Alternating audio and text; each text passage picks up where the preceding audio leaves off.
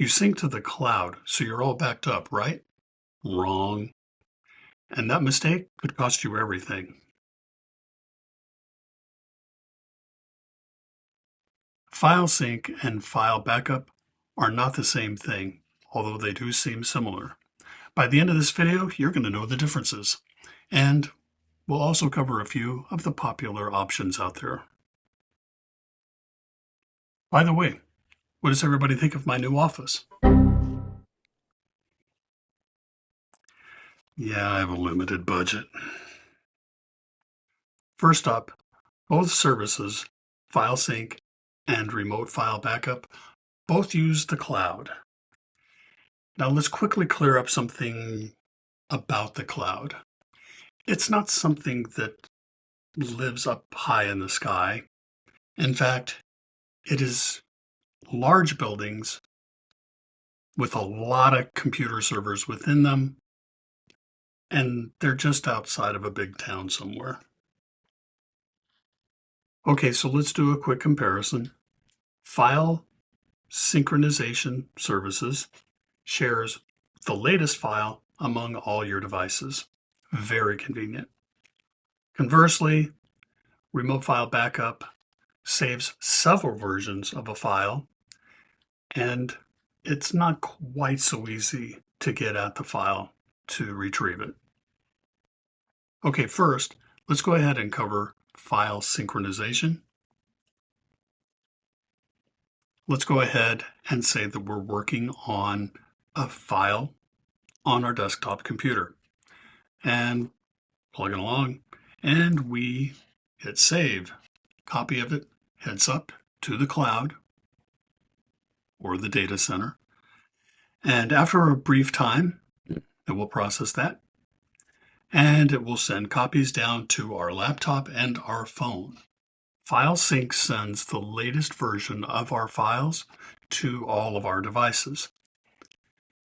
It also will faithfully sync mistakes in those files to all of our devices too. Okay, so next up, let's go over remote backup. Now, remote backup, rather than being something that shares files among all of your different computers, backup is a relationship between one computer and your backup service. So you're working on a file at 1 o'clock, the backup schedule hits and copies up that file to the remote backup server.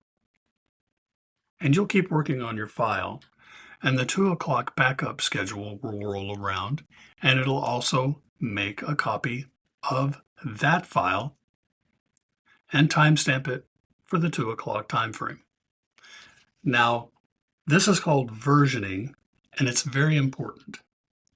Now, if something happens at the 2 o'clock time and that file isn't quite right, or you've done something that you can't undo, you can go visit the remote backup service, log in, go take a look at the previous backup, the one that occurred at 1 o'clock, and then you can copy that file down to your computer and save yourself a lot of headache.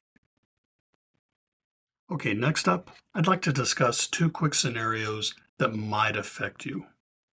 The first scenario is one where you might have scanned a lot of family photos, taken the time to do it right. You've got them time-stamped correctly, you have them organized among folders just in a precise manner, and you've spent a lot of time on that. Or you might have ripped a lot of music from your CDs. You've got the track numbers, the titles, the albums, and you've optimized all the album artwork among a pristine set of files and folders on your system. Now, all of these are large groups of very complex and very large files and folders. They might not be in your synchronization location.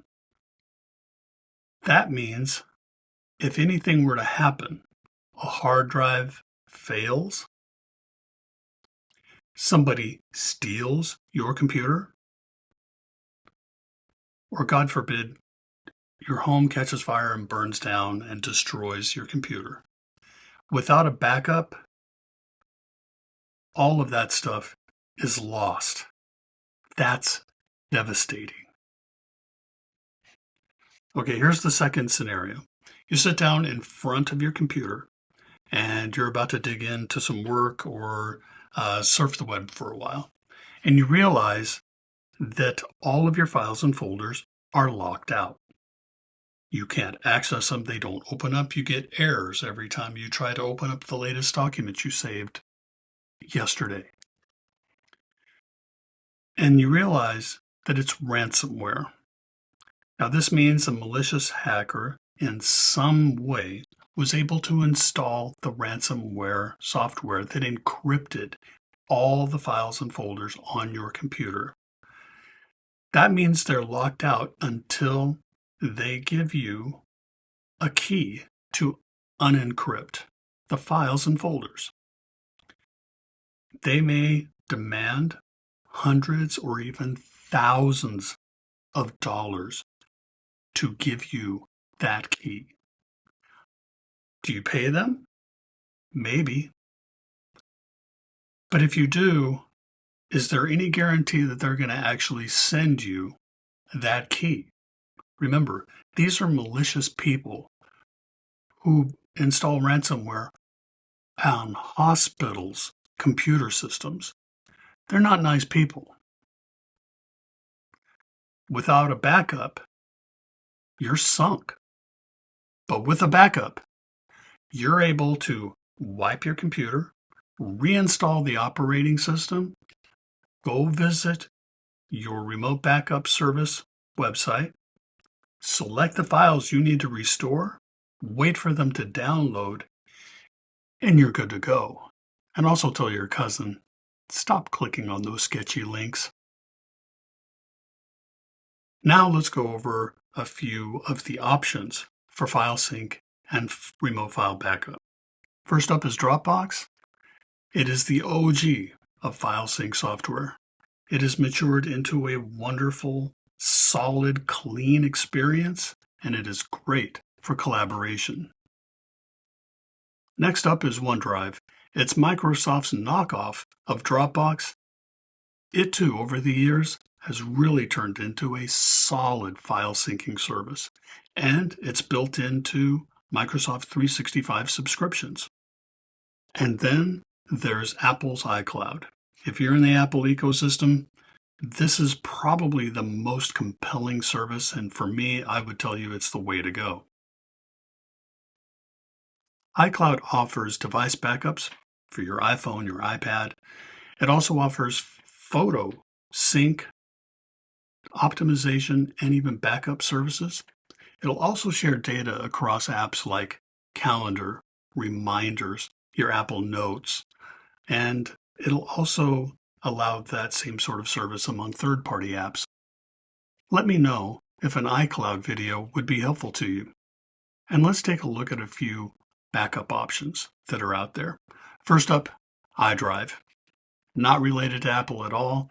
It offers backup services among several of your devices, and it has a pretty generous storage allocation for you. And there's Backblaze. This is the service that I personally use. They take a bit more of a set it and forget it approach to file backups. It essentially backs up everything on your hard drive. So you're going to have great confidence to be able to restore anything that you need to restore. Okay, so let's wrap things up. File sync is great for your day-to-day life with your files, and backup saves you when you really need it. Did something finally click for you? If so, leave a note down in the comments for others to see. Is something still a little hazy? Ask it in the comments. I'll see if I can help.